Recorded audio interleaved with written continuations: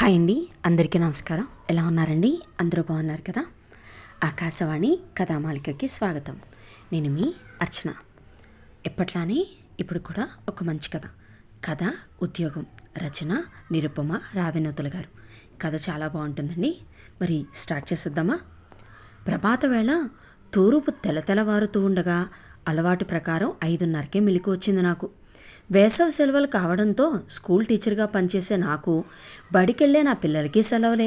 బడి ఉన్న రోజుల్లో పిల్లల్ని లేపి తయారు చేసి వాళ్ళకి టిఫిన్లు కట్రా పెట్టి లంచ్ బాక్సులు కట్టి నేను బడికి తయారవ్వాలంటే పొద్దున్నే లేవాల్సిందే.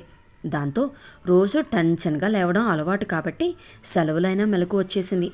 ఇక లేచి కాలకృత్యాలు తీర్చుకొని చక్కటి వేడివేడి కాఫీ కలుపుకొని పెరట్లో పక్షుల కిలకిలా రావాలి వింటూ కాఫీతో పాటు లేలేత సూర్యకిరణాల వెచ్చదనాన్ని కూడా ఆస్వాదిస్తూ కూర్చున్నాను.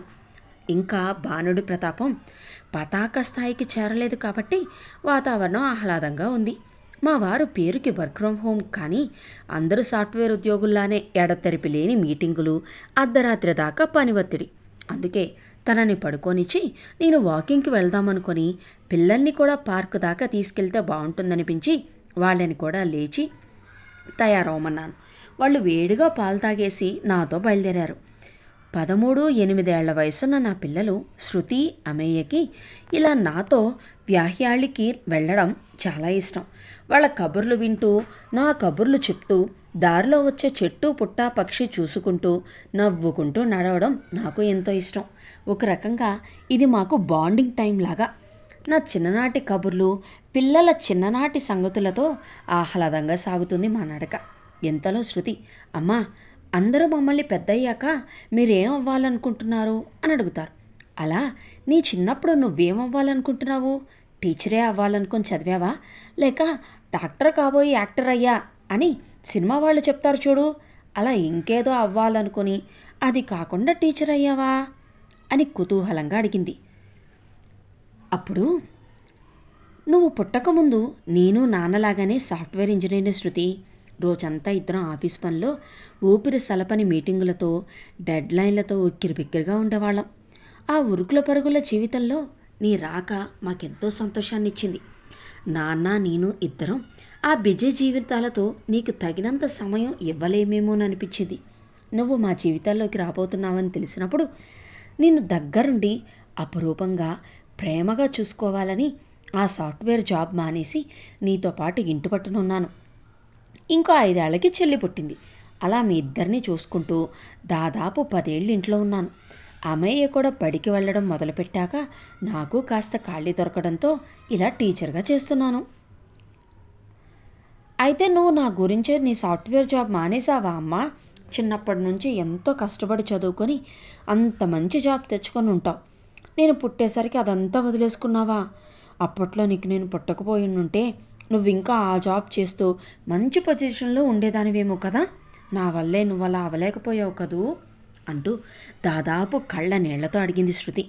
ఊహించని ఆ ప్రశ్న తన కళ్ళ నీళ్లు నన్ను కలవరపెట్టాయి. అయినా సంభాళించుకొని, చచ్చా, అలా కాదు తల్లి, నేను ఆ ఉద్యోగం మానేయటానికి నా కారణాలు నాకున్నాయి. నీ వల్ల నేను కెరీర్ కోల్పోయానని ఎప్పుడూ అనుకోలేదు. నా పూర్తి ఇష్టంతో మిమ్మల్ని బాగా చూసుకోవాలన్న కోరికతో ఆ ఉద్యోగంలో ఉంటే 2 పడవల ప్రయాణం కష్టమవుతుంది అన్న భావనతో వద్దనుకున్నాను, అంతే అన్నాను.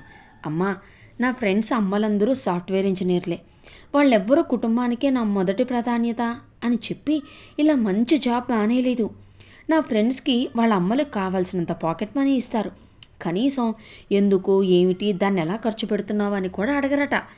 మనలాగా ప్రతి ఖర్చు ఆచితూచి చేయాల్సిన అవసరం లేదు వాళ్ళకి. సెలవులు వస్తే టూర్లని, మ్యూజిక్ కాన్సర్ట్లని ఎంతో ఎంజాయ్ చేస్తారు. నువ్వు అప్పట్లో నీ జాబ్ మానేయకుండా ఉండుంటే మనము అందరిలాగా సంతోషంగా ఉండేవాళ్ళమేమో కదా. నా గురించి నువ్వు ఇలా చెయ్యడం నాకు చాలా గిల్టీగా ఉంది. నువ్వు అలా చేయకుండా ఉండాల్సిందమ్మా అంటూ బాధగా అంది శృతి. తన ఫ్రెండ్స్ అందరి అమ్మల కంటే ఉన్నతంగా ఉండగలిగే అవకాశాన్ని నేను తొందరపాటులో చేతులా జారవిడుచుకున్నానన్న బాధ, బాగా సంపాదించగలిగే అవకాశం ఉన్న ఐటీ ఉద్యోగం కంటే టీచరు ఉద్యోగం అంత గొప్పదేమీ కాదనే తక్కువ భావన శృతి మాటల్లో, ముఖంలో స్పష్టంగా తెలుస్తోంది. శృతి, నీ ఫ్రెండ్స్ జీవితాలు పైకి కనిపించేంత అందంగా సంతోషంగా ఏమీ ఉండవు నాన్న. వాళ్ళకి కూడా ఎన్నో అసంతృప్తులు, వెలితి, ప్రేమరాహిత్యం ఇలా ఎన్నో ఉంటాయి. డబ్బుతో వాళ్ళు వస్తువులు కొనుక్కోవచ్చేమో కానీ సంతోషాన్ని కాదు. వాళ్ళ అమ్మా నాన్నలు తమతో సమయం గడపాలని, వాళ్ళకి నచ్చినవి వండి ప్రేమగా తినిపించాలని, రాత్రిళ్ళు వాళ్ళతో కబుర్లు కథలు చెప్పాలని ఎంత ఆరాటపడతారో తెలుసా? తల్లిదండ్రులు నిత్యం బిజీగా ఉంటే ఇళ్లలో పిల్లలు ఒక ప్రేమపూర్వకమైన స్పర్శ కోసం, ఒక చిన్న మెచ్చుకోలు కోసం ఎంత అలమటిస్తూ ఉంటారో నీ ఊహకి కూడా అందదు. ఆఫీసు పని ఒత్తిడితో వాళ్ళ తల్లిదండ్రులు రోజు అవన్నీ చేయగలరా? నీ ఫ్రెండ్స్ నిజంగా ఆనందంగా ఉన్నారని, వాళ్ళకి ఏ లోటు లేదని నువ్వు నమ్మకంగా చెప్పగలవా అంటూ సూటిగా అడిగాను. నువ్వు చెప్తుంటే నిజమే అనిపిస్తోందమ్మా. నా ఫ్రెండ్స్ చాలాసార్లు నా లంచ్ బాక్స్లో నువ్వు పెట్టే హెల్దీ వంటలు రుచి చూసి భలే ఉన్నాయని, వాళ్ళలా నేను ఎప్పుడూ రుచి లేని ఆ కొనుక్కొచ్చిన రెడీమేడ్ వంటలు తినక్కర్లేదని, నేను చాలా లక్కీ అని అంటూ ఉంటారు. వాళ్ళ అమ్మలకి రోజు వంట చేసే టైం ఉండదట. నా ప్రోగ్రెస్ కార్డులో నాకు మంచి మార్కులు వచ్చినప్పుడల్లా నువ్వు మమ్మల్ని హక్ చేసుకొని ముద్దు పెట్టుకొని ఎంతో మురిసిపోతావు. మాకు ఇష్టమైనవి మా కోసం అప్పటికప్పుడు వండేసి సర్ప్రైజ్ చేస్తావు. కానీ నా ఫ్రెండ్స్కి ఇలాంటివి ఏమీ తెలియదట. వాళ్ళ అమ్మలు ఎప్పుడూ అలసిపోయి వస్తారట ఇంటికి. ఆ తర్వాత కూడా వాళ్ళని పట్టించుకునే ఓపిక తీరిక ఉండదట. ఇవన్నీ చెప్పి మా ఫ్రెండ్స్ హారిక, మా ఫ్రెండ్ ఒకసారి ఏడ్చింది కూడా. పేరెంట్స్ డబ్బులు ఇచ్చేసి వాళ్ళనే ఏదో ఒకటి కొనుక్కోమంటారట. నేను వాళ్ళు ఆ డబ్బులతో కొనుక్కునే రకరకాల వస్తువుల్ని చూసి అబ్బురపడ్డానే కానీ వాళ్ళందరికంటే నేనే సంతోషంగా ఉన్నానన్న విషయం గుర్తించలేదు.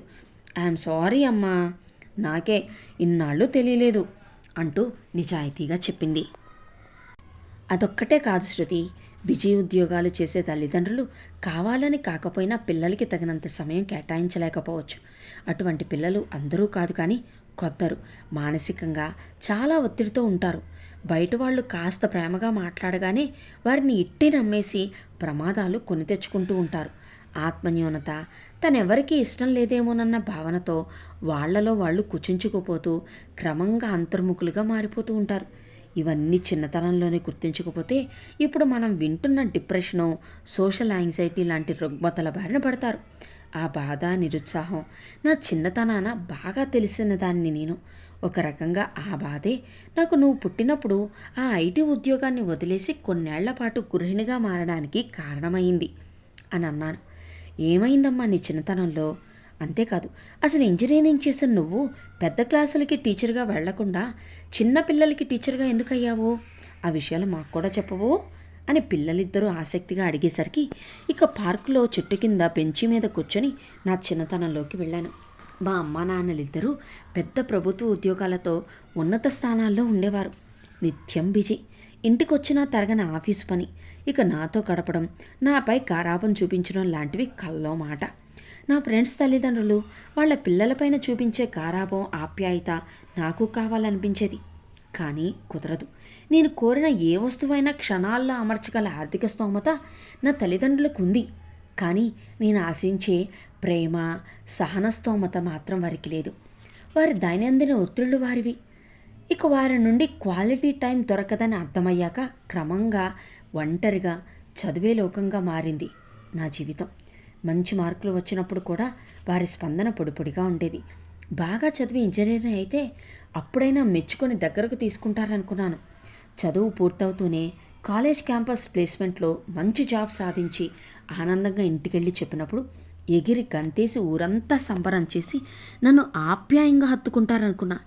కానీ క్లుప్తంగా మంచిది, సంతోషం అనేసి తమ మీటింగ్కి టైం అయిందని హడావిడిగా వెళ్ళిపోయారు. ఆ క్షణం నేను పడ్డ నిరాశ నాకిప్పటికీ కళ్ళలోనే ఉంది. శృతి, నువ్వు నా కడుపున పడ్డప్పుడు నా బాల్యపు అనుభవాల వల్ల మీకు తల్లిగా ఎప్పుడూ అందుబాటులో ఉండాలని, ఆ ఐటీ ఉద్యోగం వదిలేసి ఇంటి పట్టున ఉంటానని మీ నాన్నతో అన్నప్పుడు నేనే నిర్ణయం తీసుకున్నా అందుకు తన పూర్తి సహాయ సహకారాలు ఉంటాయన్నారు. తనతో పాటు సమానంగా సంపాదించగలిగే ఉద్యోగం వదిలేస్తానన్నప్పుడు నాకు నచ్చింది చెయ్యమని, నాకు పూర్తి స్వేచ్ఛనిచ్చిన భర్త దొరకడం ఈ రోజుల్లో అదృష్టమనే చెప్పాలి. అలా మీ నాన్న సహకారంతో పూర్తి స్థాయి గృహిణిగా స్థిరపడ్డాను. తల్లిగా మా అమ్మ నా కోసం ఏం చెయ్యాలని ఆశపడిందో వర్కింగ్ ఉమెన్గా అది ఆవిడికి కుదరక నేనెంత బాధపడ్డానో ఆ బాధ నీకు లేదని ఆనందించాను. నేను పొందలేకపోయాననుకున్న ప్రేమ, ఆప్యాయత, గారాబము అన్నీ మీకు తల్లిగా ఇవ్వగలిగాను. ఒక గృహిణిగా ఉంటూ మీతో ఆటలాడాను, పాటలు పాడాను. ఆ సమయాన్ని నేనెంత ఆస్వాదించాను. మీ తొలి అడుగులు, తొలి మాటలు, ఇలా ప్రతి మైలురాయి నా కళ్ళ ముందే జరిగింది. కుదిరిన వాటినన్నిటిని వీడియోలు కూడా తీశాను. మన తీపి జ్ఞాపకాలుగా. ఇక తర్వాత అమేయ కూడా బడికెళ్తూ ఉండడంతో మీరిద్దరూ బడి నుండి సాయంత్రం తిరిగి వచ్చేదాకా ఖాళీగా ఉండడం వెలితిగా అనిపించింది. సహజంగా చిన్నపిల్లలంటే ఇష్టపడే నేను వాళ్ళ టీచర్ అయితే బాగుంటుందని ప్రయత్నించి సాధించాను. ఆ చిన్న పిల్లలు నాకు మీ చిన్నతనాన్ని గుర్తు చేస్తారు. వాళ్ళ ముద్దు మాటలు, అమాయకత్వం, నాపై వాళ్ళు చూపించే అభిమానం ఇవన్నీ నాకు ఎనలేని తృప్తిని, సంతోషాన్ని ఇస్తాయి. అందుకే జీతం తక్కువైనా కూడా కిండర్ గార్డెన్ టీచర్గానే వెళ్ళాను.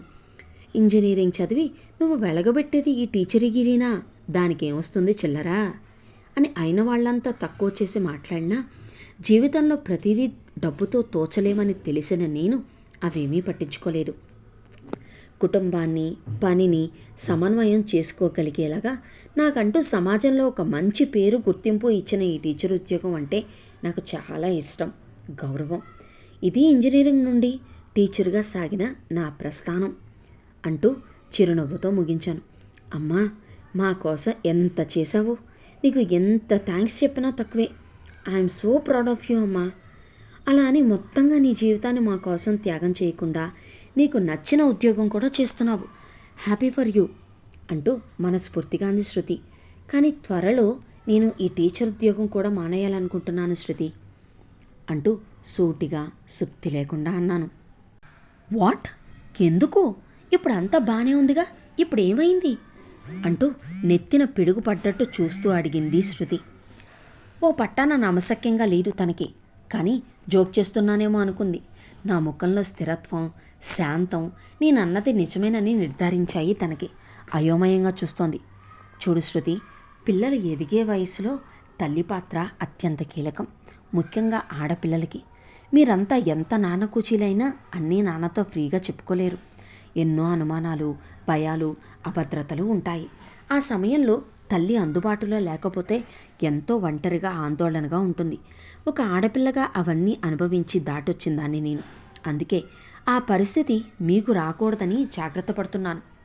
అంతేకాకుండా త్వరలో నువ్వు హై స్కూల్కి వెళ్ళబోతున్నావు. ఇప్పటిదాకా చదువు ఒక ఎత్తు, హై స్కూల్ చదువు మరో ఎత్తు. ఇప్పటిదాకా ఆడుతూ పాడుతూ చదివిన ఇక నుండి మరింత బాధ్యతగా చదవాలి. చాలా ప్రాజెక్ట్స్, అసైన్మెంట్స్ ఉంటాయి. అవసరమైతే కోచింగ్ క్లాసులకు వెళ్ళాలి. కాంపిటేటివ్ ఎగ్జామ్స్కి ప్రిపేర్ అవ్వాలి. తల్లిదండ్రుల సహాయం లేకుండా ఈ దశ పిల్లల్ని ఉక్కిరిబిక్కిరి చేస్తుంది. దానికి తోడు కొత్త స్నేహాలు, అలవాట్లు ఆకర్షిస్తాయి. ఏమరపాటుగా ఉంటే తెలియకుండానే పక్కదారి పట్టే అవకాశాలు ఎక్కువ. అందుకే ఎక్కువ మంది పిల్లలు హై స్కూల్ డ్రాప్అవుట్లుగా మిగిలిపోతున్నారు, లేదా తక్కువ మార్కులతో మంచి కాలేజీల్లో సీట్లు తెచ్చుకోలేకపోతున్నారు. కళ్ళు తెరిచేలోపు జరగాల్సిన నష్టం జరిగిపోతూ ఉంటుంది. నీకు కానీ అలాంటి పరిస్థితే వస్తే తల్లిగా నేను ఫెయిల్ అయినట్లే. అప్పుడు నన్ను నేను ఎప్పటికీ క్షమించుకోలేను. అందుకే నీకు సాయంగా ఉండి నీకు అన్ని విధాలుగా సహకరించడానికి వీలుగా ఉండే విధంగా మళ్ళీ గృహిణిగా మారాలనుకుంటున్నాను అంటూ శాంతంగానే అయినా స్థిరంగా చెప్పాను. అమ్మా, ఇప్పటికే ఒకసారి నా గురించి నీ జీవన గమనాన్ని మార్చుకున్నావు. మళ్ళీ ఇన్నేళ్లకి నీకు నచ్చిన పని చేస్తూ సంతోషంగా ఉన్నావు. దీన్ని కూడా నా గురించే మళ్ళీ నువ్వు వదులుకోవడం నాకు అస్సలు ఇష్టం లేదు. నిజమే, అమ్మగా నువ్వు మాకు ఎంతో అవసరం. కానీ దానికి నువ్వు నీ ఆనందాన్ని వదులుకోనక్కర్లేదు.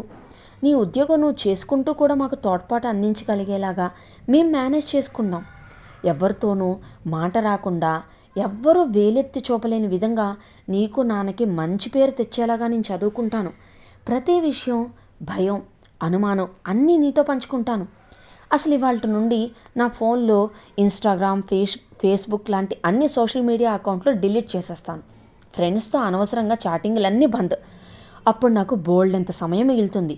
దాన్ని నీకు ఇంటి పనుల్లో సాయం చేయడానికో, చెల్లి చదువు బాధ్యత చూడడానికో వాడతాను. అప్పుడు నీకు కాస్త విశ్రాంతిగా, మా గురించి ఏ భయం లేకుండానూ ఉంటుంది. ప్లీజ్ అమ్మా, నువ్వేం చెప్తే అలా, ఎలా చెప్తే అలా ఉంటాను. నువ్వు నాన్న గర్వపడేలాగా చదువుకుంటాను. నీకు ఏ చెడ్డ పేరు రానివ్వను. ప్రామిస్. నీ జాబ్ మానొద్దమ్మా ప్లీజ్ అంటూ వర్షించడానికి సిద్ధంగా ఉన్న కళ్ళతో అంది శృతి. ఇంత నిజాయితీగా తను అభయమిచ్చాక తనపై నమ్మకం ఉంచి తను చెప్పిన దానికి సరే అన్నాను. నవ్వుతూ ఆనందంగా నన్ను గట్టిగా హత్తుకుంది. ఇంతకుముందు శృతి తన ఫోన్లో ఈ మధ్య గంటలు గంటలు ఇన్స్టాగ్రామ్ చాటింగులు అని గడుపుతూ చదువుని నిర్లక్ష్యం చేస్తున్న సంగతి నేను గమనించానన్న విషయం ఇక అప్రస్తుతం. తనలో వచ్చిన ఈ మార్పు చూసి నేను అక్కలాగా బాగా చదువుతా అని ముద్దు ముద్దుగా పలికిన అమేయ మాటలకి హాయిగా నవ్వేశాం. ఇదండి నిజంగా నిజ జీవితంలో తల్లి ఎంతో అపూర్వం కదా. కథ నచ్చిందా? నచ్చినట్లయితే ఒక లైక్ చేయండి. మీకు నచ్చిన వాళ్ళకి షేర్ చేయండి. ఇలాంటి మరిన్ని కథల కోసం ఛానల్ని సబ్స్క్రైబ్ చేసుకోండి. ఉంటానండి.